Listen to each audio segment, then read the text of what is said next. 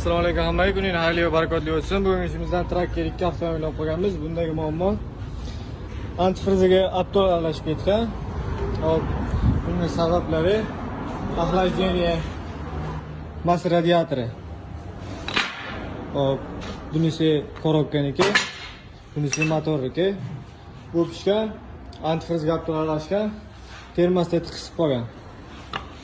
Xudo xolasa muammo hal, mana termostat yangisi keldi, teleskravuvchisi, охлаждение ikkita yangisini qo'yildi.